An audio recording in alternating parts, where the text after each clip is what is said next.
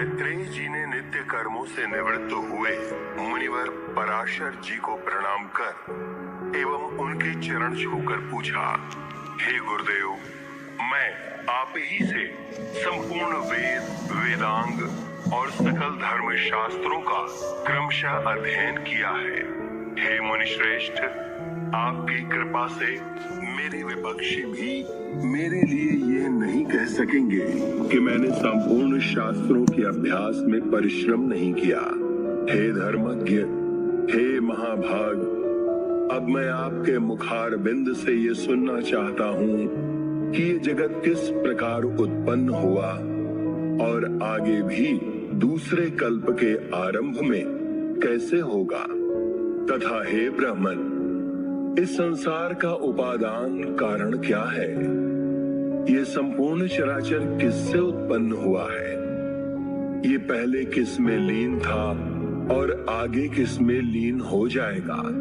इसके अतिरिक्त आकाश आदि भूतों का परिणाम, समुद्र, पर्वत तथा देवता आदि की उत्पत्ति, पृथ्वी का अधिष्ठान और सूर्य आदि का परिमय तथा उनका आधार, देवता आदि के वंश, मनवंतर, बार बार आने वाले, चारों युगों में विभक्त कल्प और कल्पों के विभाव, प्रलय का स्वरूप, युगों के पृथक पृथक संपूर्ण धर्म, देवर्षि और राजर्षियों के चरित्र, श्री व्यास जी कृत वैदिक शाखाओं की यथावत रचना तथा ब्राह्मणादि वर्ण और ब्रह्मचर्यादि आश्रमों के धर्म, ये सब हे महामुनि शक्ति नंदन मैं आपसे सुनना चाहता हूँ। हे ब्राह्मण, आप मेरे प्रति अपना चित्त प्रसादोन्मुख कीजिए, जिससे हे महामुने मैं आपकी कृपा से ये सब जान सकूं। श्री पराशर जी बोले, हे धर्मज्ञ मैत्रेय, मेरे पिताजी के पिता श्री वशिष्ठ जी ने जिसका वर्णन किया था, उस पूर्व प्रसंग का तुमने मुझे अच्छा स्मरण कराया। इसके लिए तुम धन्यवाद के पात्र हो। हे मैत्रेय, जब मैंने सुना कि पिताजी को विश्वामित्र की प्रेरणा से राक्षस ने खा लिया है, तो मुझको बड़ा भारी क्रोध हुआ। तब राक्षसों का ध्वंस करने के लिए मैंने यज्ञ करना आरंभ किया। उस यज्ञ में सैकड़ों राक्षस जलकर भस्म हो गए। इस प्रकार उन राक्षसों को सर्वथा नष्ट होते देख मेरे महाभाग पितामह वशिष्ठ जी मुझसे बोले, हे वत्स, अत्यंत क्रोध करना ठीक नहीं, अब इसे शांत करो। राक्षसों का कुछ भी अपराध नहीं है। तुम्हारे पिता के लिए तो ऐसा ही होना था। क्रोध तो मुखों को ही हुआ करता है, विचारवानों को भला कैसे हो सकता है?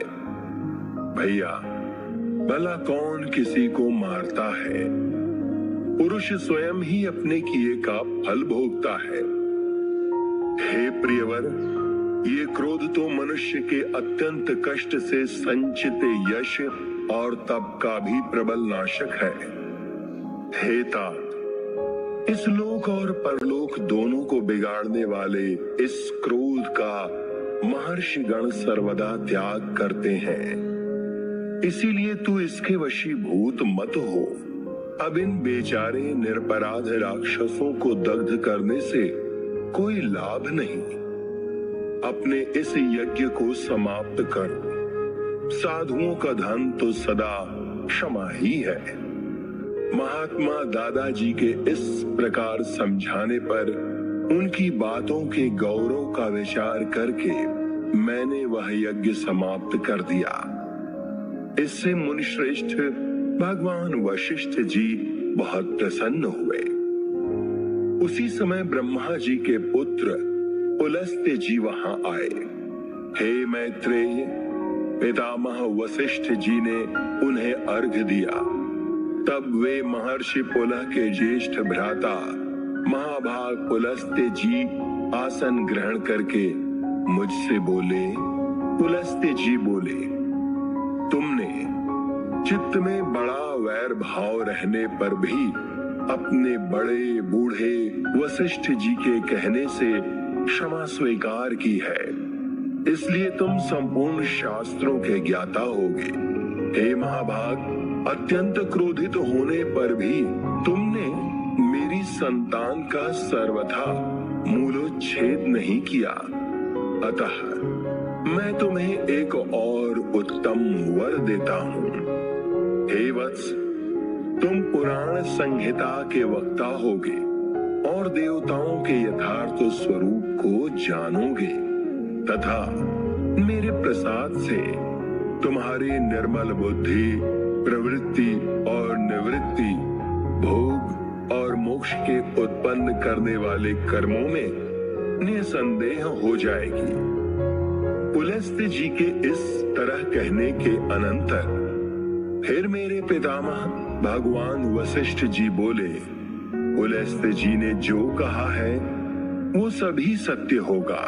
हे मैत्रेय, इस प्रकार पूर्व काल में बुद्धिमान वशिष्ठ जी और पुलस्त्य जी ने जो कुछ कहा था वो सब तुम्हारे प्रश्न से मुझे स्मरण हो आया है। अतः हे मैत्रेय, तुम्हारे पूछने से मैं उस संपूर्ण पुराण संहिता को तुम्हें सुनाता हूँ। तुम उसे भली प्रकार ध्यान देकर सुनो। ये जगत विष्णु से उत्पन्न हुआ है, उन्हीं में स्थित है। वे ही इसकी स्थिति और लय के कर्ता हैं, तथा ये जगत भी वे ही है। इति श्री विष्णु पुराणे प्रथमे यशे प्रथमो अध्यायः।